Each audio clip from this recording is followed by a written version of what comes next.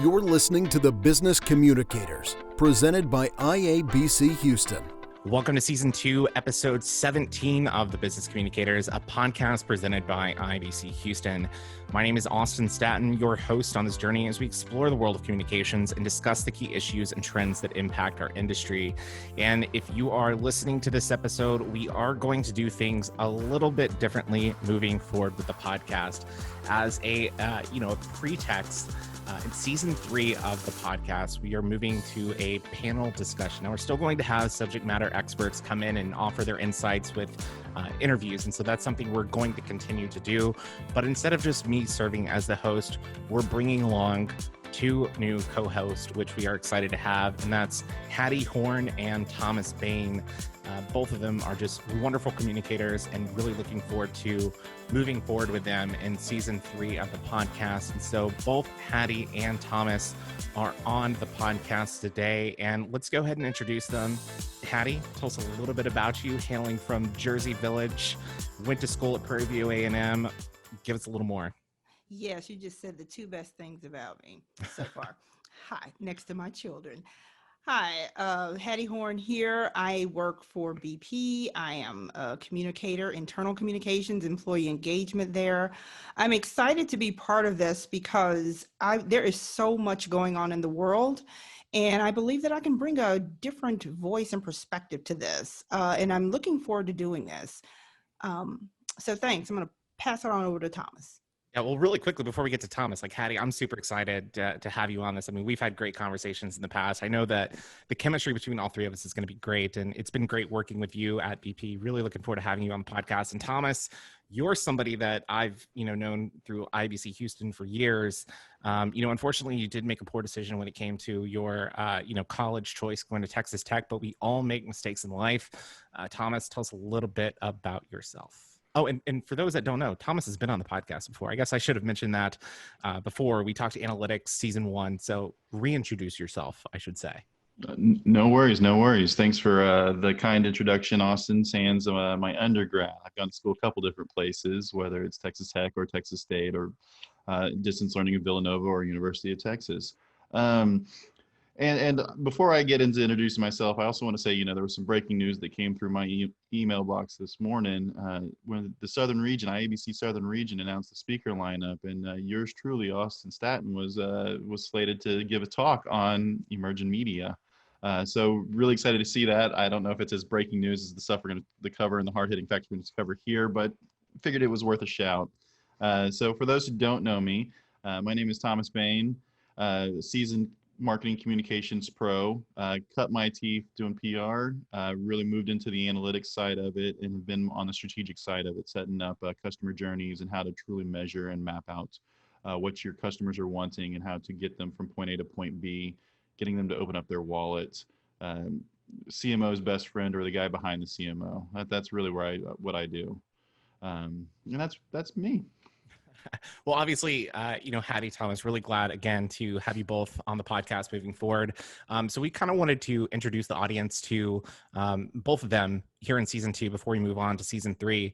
And again, like we said, we are still going to have subject matter experts that we're going to interview, but we also wanted, sort of a panel discussion so we could talk about the key issues that are actually current and relevant within the communication space, offer, maybe our unsolicited advice, our opinions, maybe how we would do things differently, how would we react in certain situations. So I think it's going to be really interesting moving forward.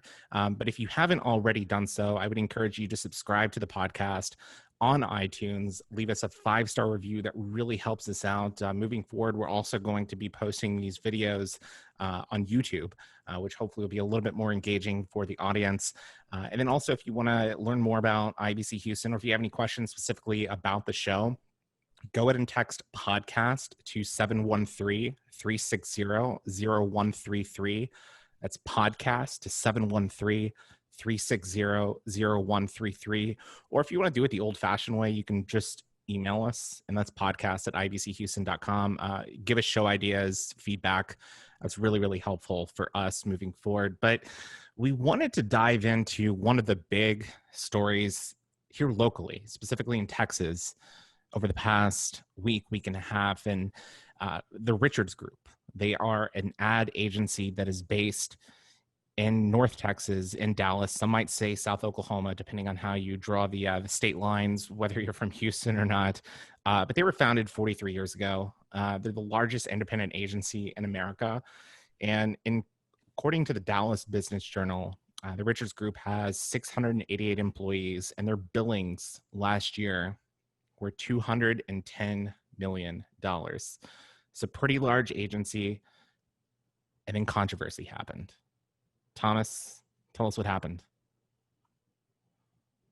Oh, well, so Stan Richards founded the Richards Group in the late 70s, mid 70s. A really impressive client list all the way through. Has been credited for many things that we've heard, from the Eat More Chicken at Chick-fil-A to HEB being a client of theirs. But they're one of the clients of Motel 6 will leave the lights on as their work. He was doing an ad review and made a comment that was kind of off color, saying that it's too one way and it's going to offend the other side of it. Definitely, no way you can slice it, taking it out of context or not. It was something that should not have been said, especially on a Zoom call.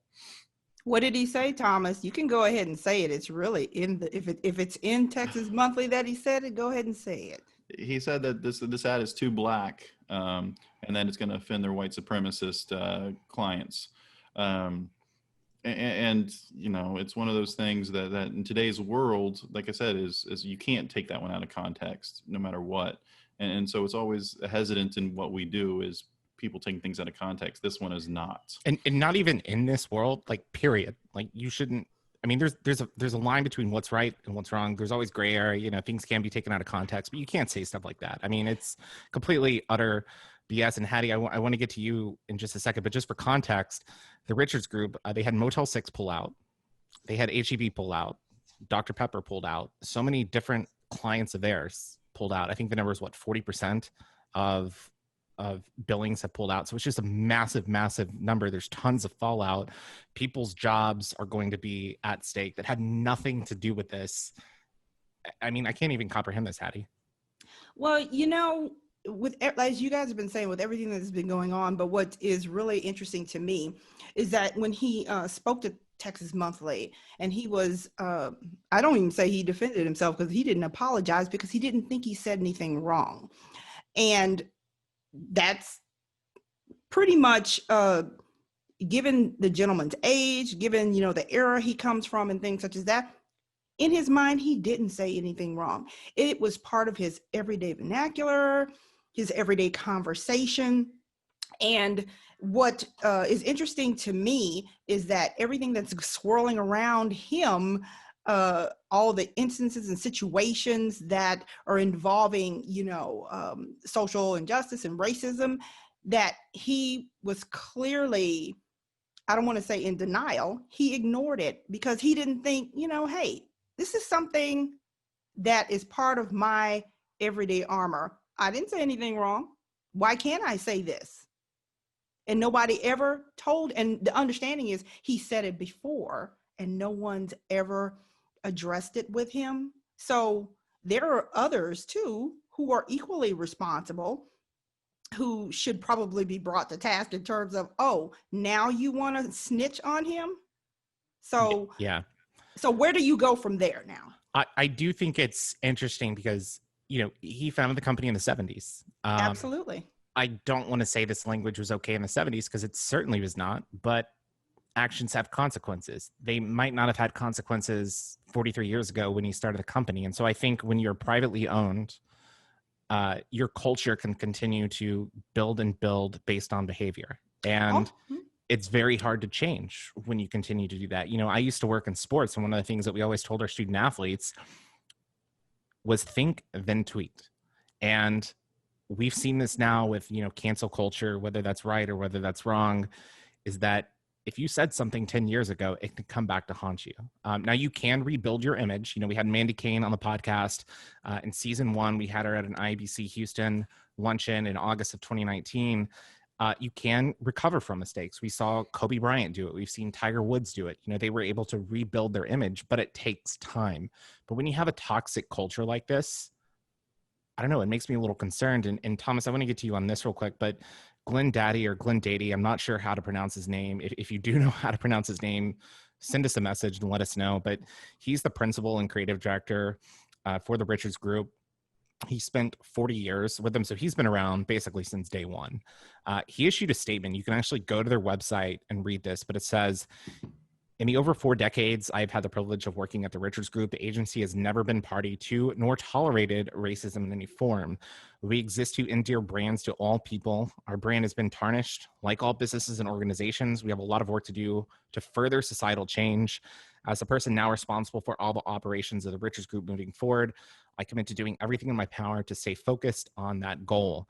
He further said that we understand and regret the pain and concerns of all those who were deeply troubled by the words our founder spoke. He can't take them back. We can only ask for forgiveness and promise to learn and be better. We ask our many friends for understanding and prayers as we move forward. Thomas, do you buy this as an apology? I mean, I'm not sure that I do. You know, it's funny because when we talk about the people rebuilding themselves, they were the brand. Whereas the Richards Group is a larger organization, and it just happens to bear the name of the founder.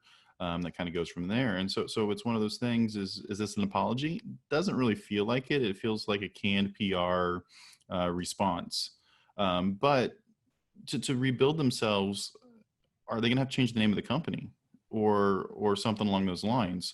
While the founder was the head person. And again, when I heard the news break, what went through my head first was, he's still working. I hope to have that much energy when I'm that age. But yeah, I was like, he's still working. And then I was like, oh, because like I said, I've watched their work on the outside for years. Hattie? Yeah. Well, can I just say this? Yeah, the question is, how do you come back from this? As you said, Thomas, their name is the brand. More than anything, people are putting out these canned statements when they make these big mistakes. But I do believe actions speak louder than words. Right.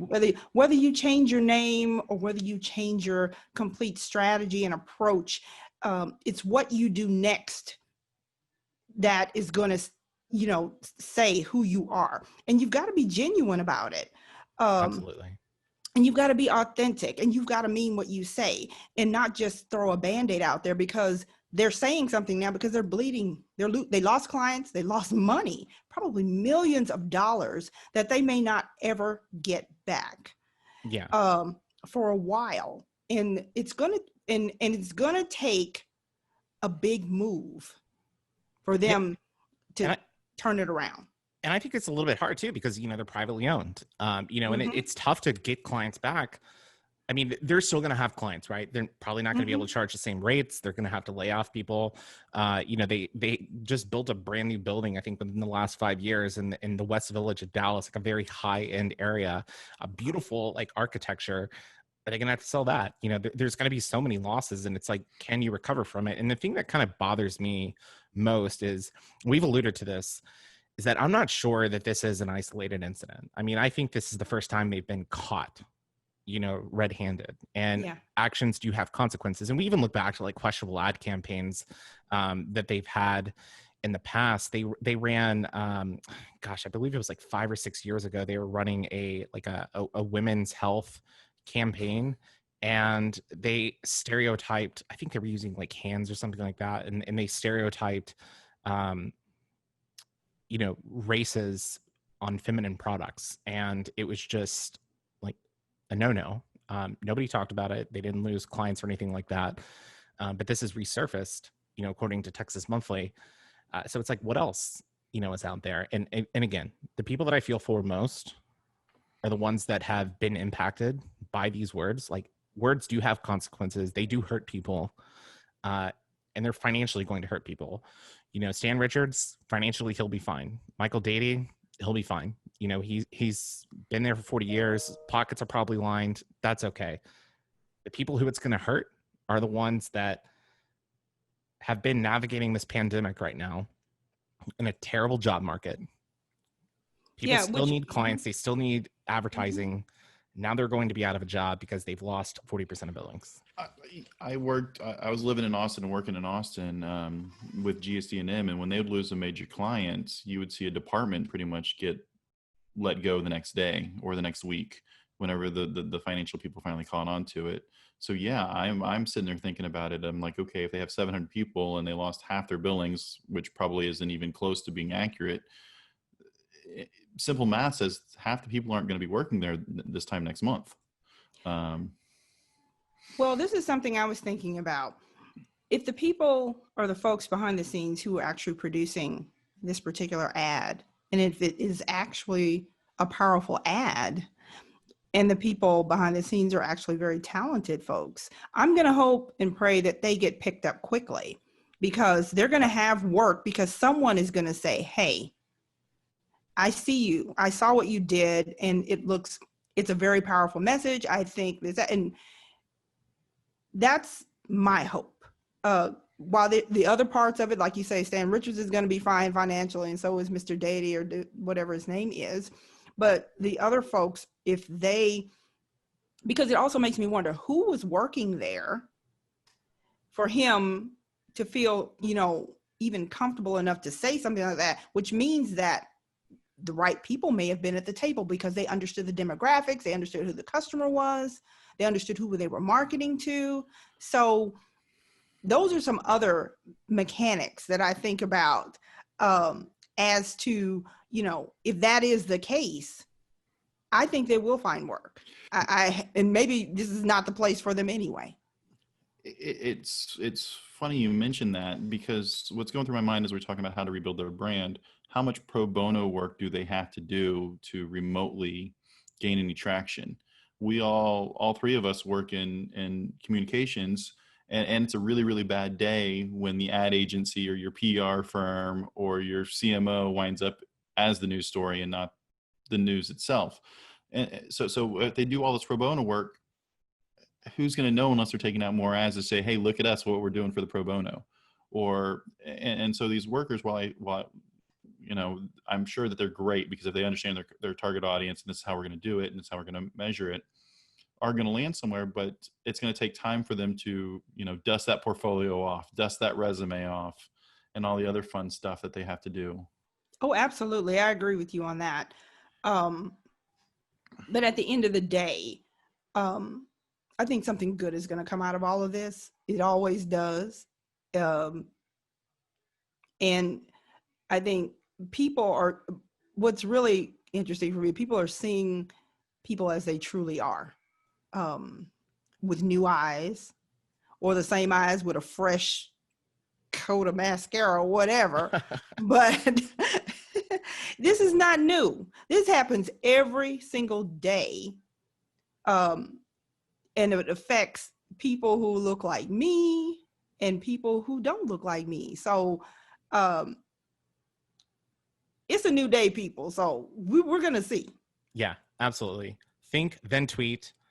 Don't do anything stupid. I mean, it's not that hard, people.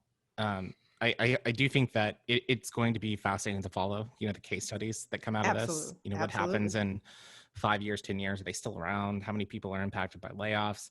So I will say this, if you have been impacted by this, if you're listening to this podcast, we'd encourage you to reach out to IBC Dallas, see where, they can help you in finding a role moving forward, whether it's in advertising, marketing. There's a lot of talented people there. I mean, we look at the work that they've done and it's been very, very good. I mean, it's an iconic company, but things happen, and it's just insane to me how it can flip just like that. Yes. So any parting takes on the Richards Group? Just speaking of how quickly it flips, Stan Richards was introduced into the Advertising Hall of Fame in 2017, 3 years ago, just as the work they do. And so to your point that it can flip on a moment. Did I make up a word there, introduced to? It's all right. I mean, the Business Communicators podcast. I mean, instead of going to Urban Dictionary, we can just come to you and kind of get those words. How does that work? I don't know how I like being connected to Urban Dictionary, especially on this topic that we're talking about right now. As long as you're connected to any dictionary, Thomas, that's okay. Oh, thank you. Hattie, any parting thoughts on that? At the end of the day, This is a teachable moment, and it's a learning moment Right. for not just the Richards Group and their clients and Stan Richards, who probably didn't learn anything from it in the first place. But it's interesting, and it's really funny how you say something, the right person hears it, and your lifestyle is gone. Blip. So you watch your mouth. Yeah, that trip that you planned, gone. That retirement, you're gonna have to rethink that. You're gonna have to rethink investments, all of that. And unfortunately, this isn't something that you can like prepare for, right? I mean, this is something that's happening really quickly. So, very, very tough situation up in Dallas with the Richards Group. But one thing that I do want to encourage everyone that is listening right now, if you are in Houston and you're actually looking for a job right now, we have the IBC Houston Career Center. It's free. You can send us your resume. You can send us any jobs that you have that you want us to post. There's no cost associated to it. If you want to reach us on that, you can actually just text us. Text jobs to 713-360-0133. We'll send you updates as we get them. And again, it's free. It's the IBC Houston Career Center page. You can visit it by going to ibchouston.com/career center. And kind of pivoting gears here, I just gave you a phone number. And I don't know about you guys, but we're 2 weeks away from the election. I don't care who you're voting for. That doesn't matter. But I'm looking forward to this thing finally being over. And do you guys know why? It's because I'm tired. I'm tired of getting the constant text messages and phone calls from random numbers. I mean, I get it. It's cheaper to text people to get out to vote, but am I the only one that's annoyed by this? No, you're not. I get something every day. I get something twice a day. Can I survey you? Did you vote? Okay. I say yes. Well, are you going to remind 3 people? Yes. Well, are you going to also do, and they just continue the conversation instead of letting it go. I thought I answered your question. Let go. But yeah, it is very annoying. And then too, I've already voted. So if they're asking me to vote and I say I voted, they repeat the conversation again. Are you going to tell 3 friends? Are you going to take them to the polls? Are you going to do this? So that's really the interesting part about it. So I've got a double whammy going on right now. One, my cell phone number is really easily memorable, and so it gets put into a lot of dummy things like, hey, you're signing up for insurance, put in a dummy number because you don't want to get this call. So I get that a little bit. But then probably about 3 or 4 months ago, my number was spoofed, and then a programmer for one of the cell phone networks, it's not my provider, has appended my number to everyone's contact list. So it's like if Hattie, you called Austin, your number would show up along with my number. So I get text messages about, hey, I'm at the store, what do you want? Or people call me, who are you? And I had a call literally today that said, who are you? Are you a business? And I'm like, well, I do consult, so yes. But then I'm able to say, by any chance is your provider XYZ? And they're like, how do you know that? And I'm like, well, so this is what's happened. I've reached out to their company several times and said, hey, this is what's going on with your customers. You might want to fix that. And I've gotten nowhere. So I'm having everybody who contacts me to contact their cell phone provider to go from multiple ways. We'll talk about customer service in another segment somewhere down the road. So the campaigns, they're cheap. It reaches people. Austin and I were talking a while back about how many people open emails, on a good day for a nonprofit that you're personally invested in. You're lucky if you get 15-20% open rates. For unsolicited emails, you're lucky if you get 0.003% of open rates. Whereas your text message, you get a really high lot of people at least looking at it. I think the real challenge comes into play is how many organizations are trying to do the exact same thing. So while we are changing out or we block this number, we block that number, there's another number right behind it who's doing exactly the same thing. Because I will say this, there's too much damn money in advertising for politics. Since when did politics become a career and not a calling? It's another sidebar for me.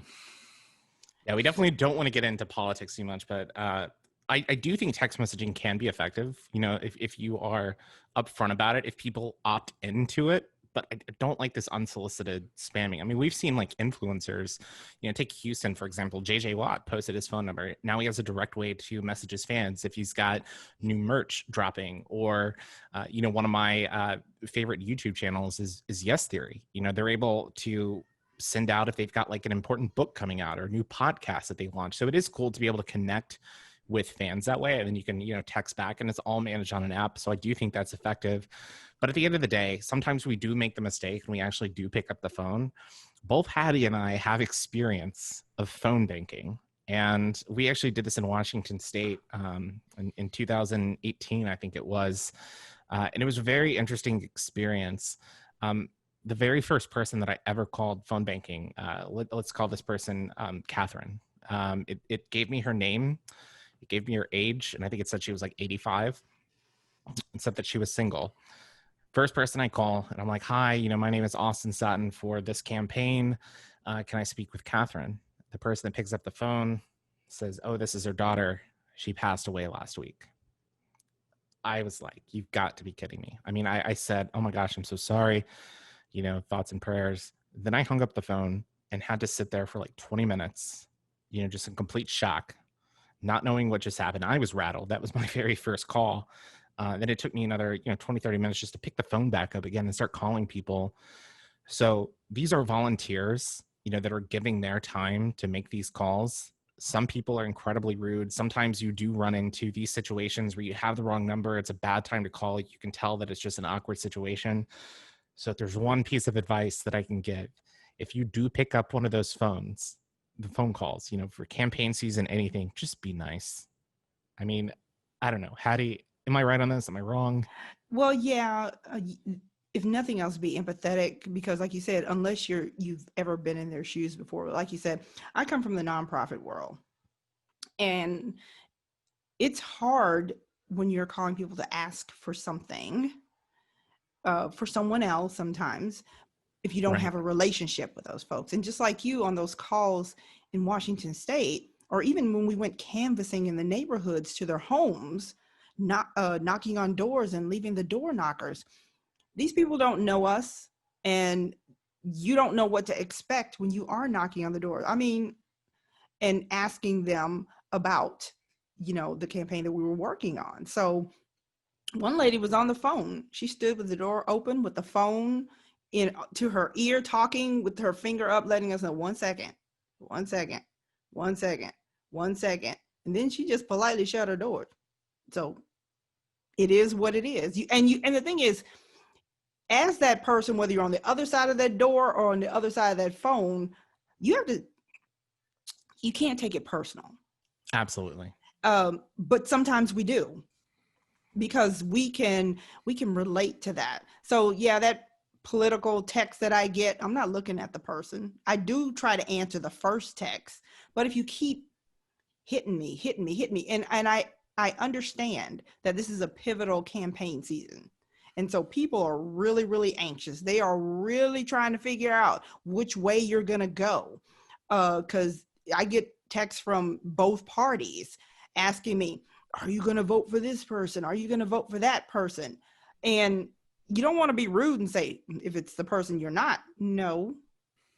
So I tend to go a different way. I don't tell y'all what I do, but. And I was going to, yeah. And I was going to say the same thing about, the empathy that someone on the other side of the phone is either a volunteer or is getting paid very, very little, not enough to be doing cold calls, for lack of a better statement.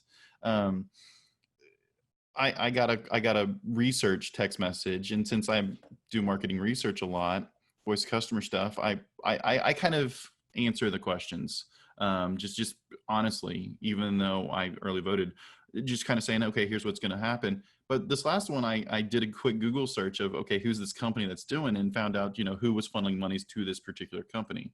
And so while we're getting text messages and we think it's all from one party or one campaign, it is, but it's multiple groups that each are doing their own thing. So they're all operating in a silo.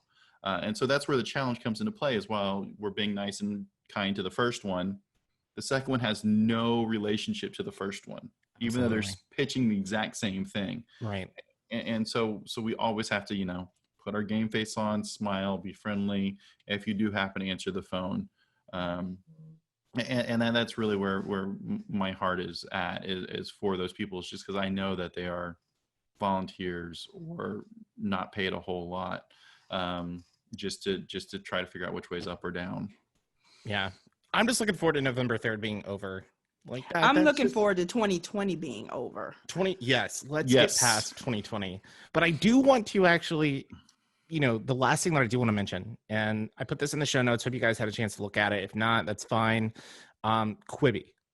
It's a company that was started this year, and they were supposed to be, for those that aren't familiar, a streaming service that was going to revolutionize the way that we consume content. And they had this really cool concept that everything was filmed both vertically and horizontally. And, their whole mindset was, we realized that people are on their mobile devices. That's how they consume content. We're going to change the game, and we're going to put, instead of TV episodes, we're going to do like series on this platform, and they're going to be, 7 to 10 minutes long. So Quibi, they were backed by $1.8 billion from Hollywood studios and other investors, launched April 6th. They had this huge Super Bowl ad with like all these influencers hyping it up. I think Chrissy Teigen, John Legend. Well, this past Wednesday, on October 21st, they said they were going to wind down its operations and start a process to sell its assets just 6 months after its launch. And they said, unfortunately, that the world has changed dramatically since Quibi's launch, and our standalone business model is no longer viable. That was Jeffrey Katzenberg said in a statement. They only had $3.3 million in subscriptions. So they had a free trial. People weren't satisfied with the content, and they weren't renewing. I mean, it's just insane how quickly it fell. And they tried to blame COVID-19 and saying that people were no longer streaming and people weren't consuming content like that. I'm gonna call BS on that. People aren't streaming. That's why Netflix is like breaking records in their stock prices. Yeah, that's why TikTok is the number one app on the App Store, despite or even Hulu. Come on, exactly. Yeah, they had a lot of competition up against them. Even if you think about the name of it, Quibi. Yeah, would you want to watch Quibi? No, that is not sexy. But even beside the name, like, I think the most important thing is content is king. If it's good content, people will pay for it. Yes. I have no problems paying for Netflix every month. Apple TV, I love the shows that are on there. It's not as deep of a library as something like Netflix, but the writing is incredible. The shows are so good. Amazon Prime and Hulu the same way. Yeah, it's like I might not like all platforms, but if you are going to come out there, you've got to differentiate yourself, right? I mean, YouTube is proven. David Dobrik, he shows that 4 to 5 minute videos do work. People watch. He posted a video this past week hyping up Bull Rat. Sacha Baron Cohen was on his channel as Bull Rat meeting his friends, and it's the number one trending video on YouTube right now. People are watching that, and now they're getting hyped for the movie. So it's like, there is a place for this. And I think the idea of vertical and horizontal shooting, it's a brilliant idea, but execution just failed, Thomas. I want to figure out what they did with $1.8 billion in 6 months, in all honesty. That's a lot of money to spend, and not a lot of time. But you hit it on the head. Content is king. Content is king. Content is king. If you build it, they will come. There's a reason Disney Plus paid $72 million for the rights to Hamilton over 4th of July weekend. Not to mention their deep library of having a 1-year-old and a 5-year-old. I'm very, very in tune with Disney Plus. Their deep level of content there. But the competition was there. They didn't make a big enough splash to warrant playing in the pool. They were trying to play big boy poker on the $5 tables. Hattie, do you play big boy poker on the $5 tables? I don't. I don't even know how to play poker. I'm always at the nickel and quarter slot machines. That's Hattie. Well, but what I mean by that is the ante. The ante is. I huge, hear you. And they didn't have and while $1.8 billion should be a big enough ante to get what they want, it wasn't big enough to make a dent into the Hulus and to the Disneys and into the Netflix and the Amazon Primes. And you were talking Borat, isn't that going straight from not even going into theaters, and Amazon Prime is going to release it. And if you're a member of Amazon Prime, you get to watch it for free. And that's a lot of movies that you're speaking of. And what's really interesting for me is that on Netflix, while they even have a lot of original programming, I have been taken back to the old school sitcoms like that have always captured my attention. And Netflix is really, they know their audience. They know what we want to see. And that's the other part. They pay attention to what we're watching, and then they go out, they'll create something original that they know we're going to pick up on because they know our taste and what we do. And that's what's really good about some of these different, streaming services that they're paying attention to. They do a lot of good research, and maybe Quibi didn't do good research.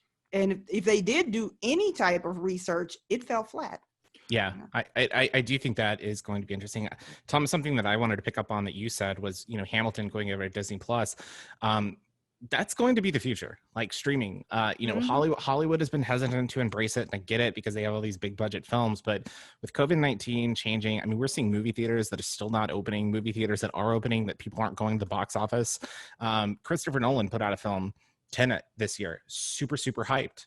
A lot of people were interested in seeing it. Globally, they've only made $280 million. I say only $280 million, but it was a $200+ million budget.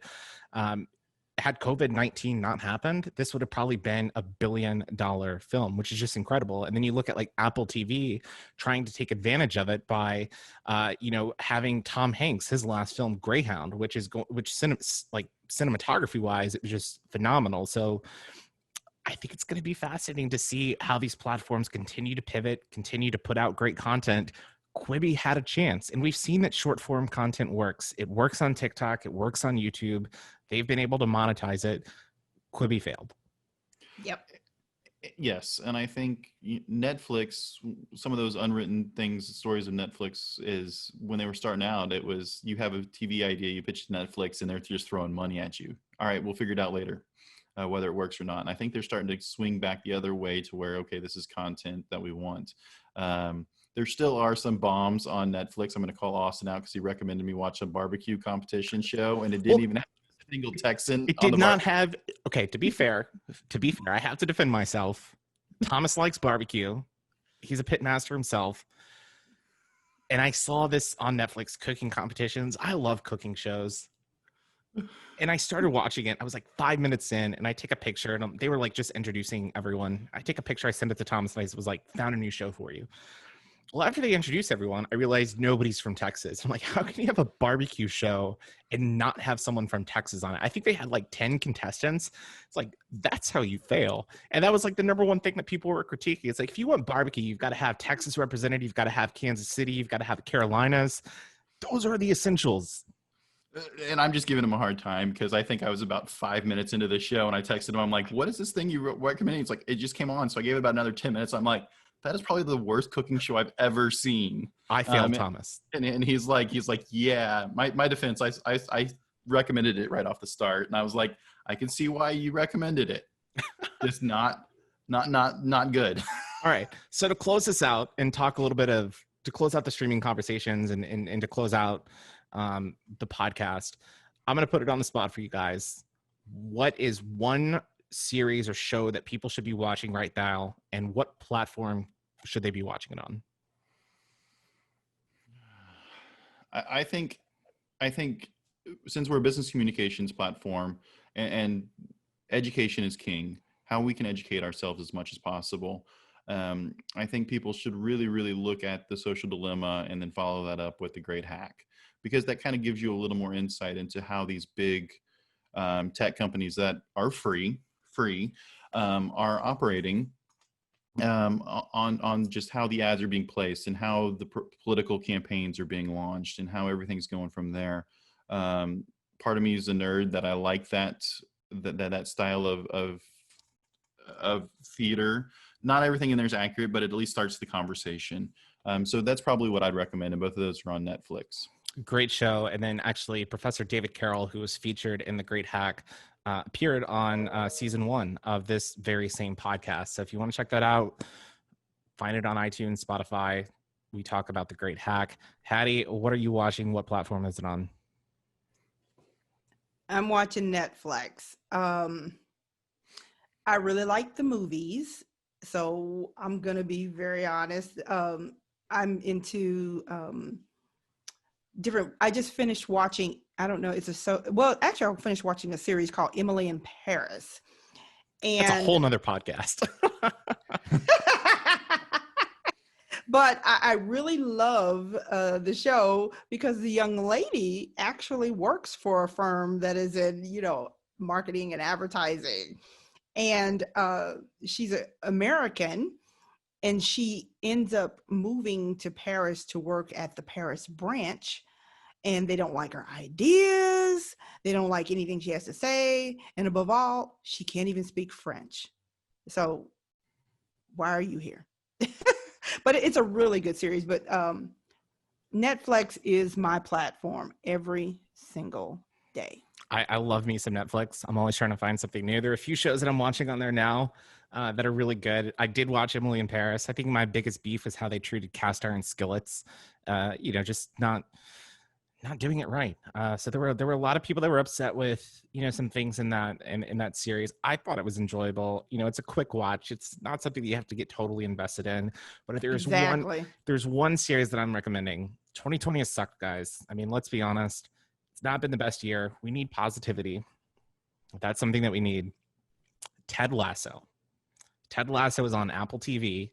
If you're not familiar with it, I think it was 2014, 2015 when NBC actually had the broadcasting rights to the English Premier League.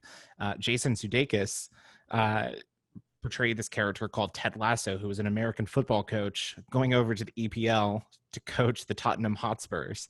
And it was a hilarious clip on NBC, went viral. And this year, Apple TV bought the rights to that story. And it is probably one of the funniest shows that I've seen in a long time. I think it's like 10 episodes. It's very feel good, very positive. The humor in there, the references are just brilliant.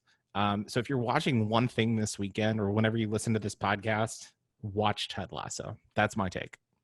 It's interesting before we wrap up, something that I'm following closely is I feel like 2020 is the constant, oh, you think it's bad now, or, oh, you think that's breaking news, watch this. This week, with the Department of Justice actually filing charges against Google for monopolistic behaviors. And so it's still too early to really understand what's going on, but it's something that I think is just interesting as we sit here and we talk technology and how Quibi didn't make a dent into groups that are almost becoming monopolistic there. Yeah, absolutely. Well, Thomas, Hattie, I've had so much fun having you on today's podcast. I am so looking forward to season 3. I think we're going to put out some great content. We're going to continue to have conversations like this. We're going to have subject matter experts on various topics. It's going to be a lot of fun. We're also going to be doing more video, which I hope that our audience likes. They find it more engaging. But we covered everything today, from the Richards Group, the scandal that's happening there. We covered texting, whether that's a good platform or not, and shows that you should watch. So let's just recap on the shows. Got The Social Dilemma, The Great Hack, Emily in Paris, and Ted Lasso. Be sure to check those out. Let us know what you think of those shows. And you could do that. Leave us, some feedback on iTunes. If you don't subscribe to the podcast already, find us on iTunes. Give us a 5-star review. That really helps us out. Leave us a comment, leave us some feedback, and share it with friends, share it with your family, let your dog listen. Doesn't matter. We don't discriminate. We really encourage you to do that. And again, if you want to get involved or let us know how we did, you can text podcast to 713-360-0133, or you can email us podcast@ibchouston.com. But Thomas, Hattie, any parting words before we sign off? I just want to say thank you, Austin and Thomas. This has been really fun for me. I cannot wait until we really get into the rest of the season, and looking forward to it. Thanks a bunch. I like to close out with some of our key takeaways, kind of thinking about, think before you speak, and our heart goes out to a lot of people that could be affected from the Richards Group. Don't be afraid to lean on your networks, or just reach out to one of us, and we'll see what we can do to help you as much as possible. But yeah, no, it's been real fun. Look forward to doing it again, and we'll go from there. Well, kindness matters. In 2020, that's something that we all need. We hope that you enjoyed today's episode, and I know that I personally enjoyed having both Hattie and Thomas on the show. So on behalf of both Hattie and Thomas, my name's Austin Staton, and we'll see you soon. You've been listening to the Business Communicators. Be sure to follow us on Twitter and Instagram @BizCommunicator, and find out more about our chapter at iabchouston.com. And if you haven't done so already, be sure to subscribe to our podcast on iTunes and leave us a 5-star review.